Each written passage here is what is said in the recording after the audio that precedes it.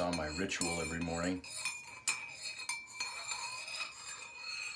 Everyone has a ritual. You wake up in the morning, you brush your teeth. I did a video, I'm in my kitchen. I record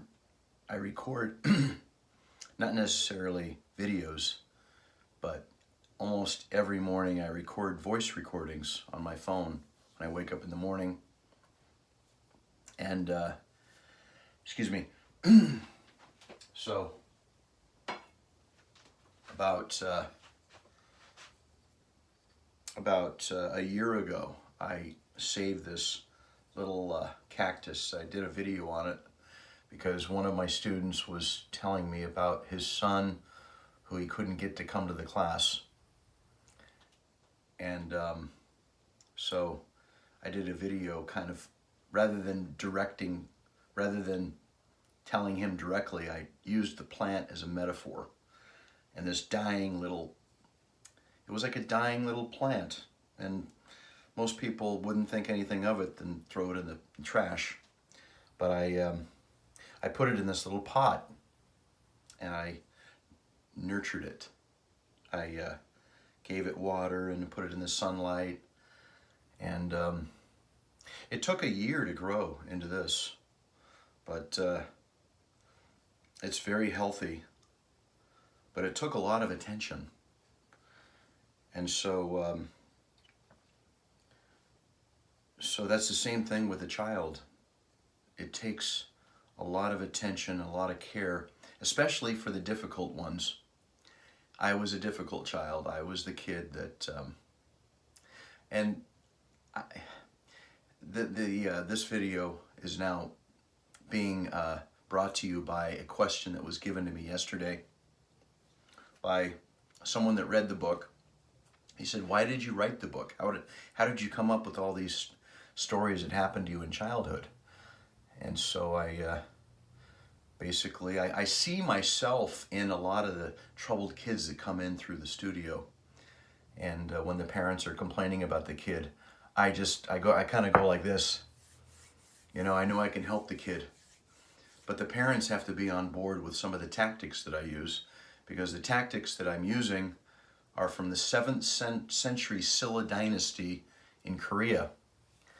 And we're more of a military style. It's almost like you take the child and you know, they come in, they're broken. Okay, we're all broken and struggling in life. It's very tough out there without a system in place and a structured system that I know what is over at the end of that struggle, because I went through it myself.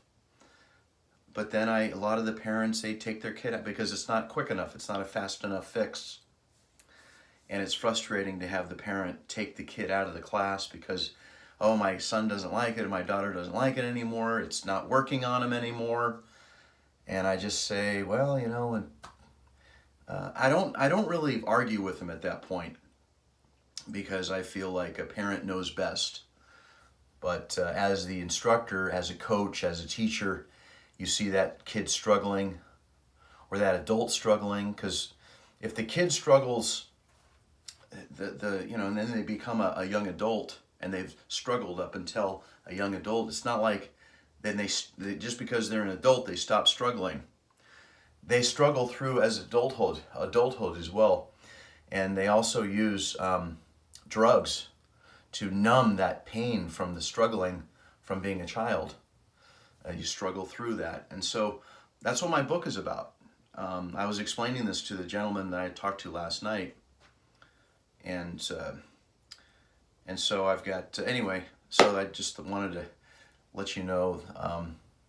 We're not going to get into my morning routine, but I'm halfway through it, and just look at every situation in your life as a lesson to become better, not bitter, and embrace the struggles that you have as lessons, and in order to get to shed the excess weight that we have, that we've gained, we have to sweat a little bit. We have to burn calories off.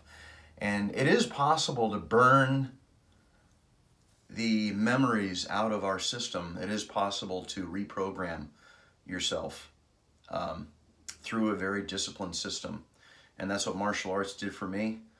And I think that's what it can do for you as well, if it's in a structured environment.